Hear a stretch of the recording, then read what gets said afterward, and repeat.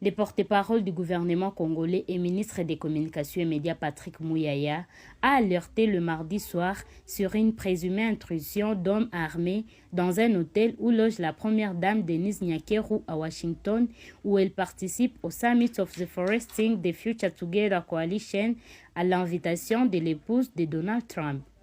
Nous avons appris des nouvelles sur un incident qui s'est produit à l'hôtel où séjourne la première dame à Washington à l'invitation de l'épouse du président Trump pour un sommet qui concerne la première dame. D'après nos informations, des individus en cours d'identification ont essayé de pénétrer dans l'hôtel, a déclaré l'honorable Patrick Muyaya. La nouvelle s'est vite répandue sur la toile congolaise, produisant ainsi des critiques et accusations dans tous les sens. Nous avons systématiquement détripoté la stratégie du mensonge du Rwanda.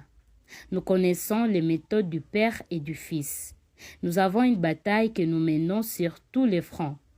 Vous allez remarquer que, sur tous les fronts, nous sommes en passage de gagner et que de l'autre côté, c'est l'événement de panique à bord, a indiqué Patrick Muyaya, accusant le Rwanda de vouloir attenter à la vie de Madame Nyakeru qui se porte bien actuellement.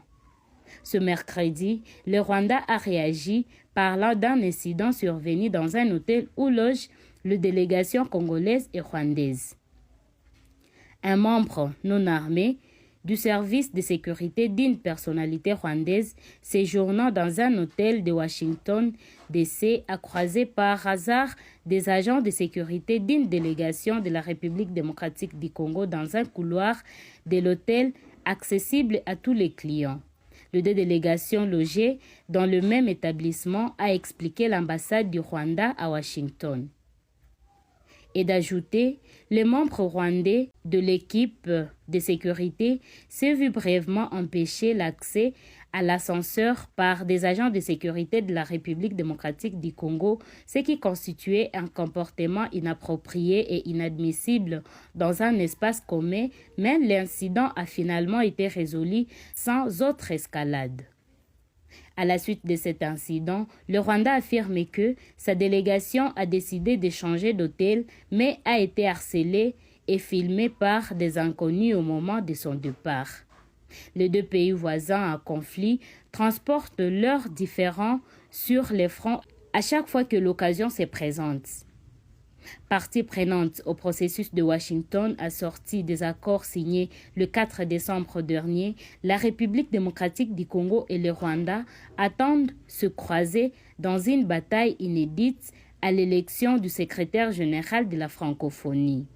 Les deux pays alignent Louise Mushikiwabo du Rwanda pour un troisième mandat et Juliana Amato Lumumba, République démocratique du Congo, va essayer de faire son entrée dans l'arène de l'Organisation internationale de la francophonie.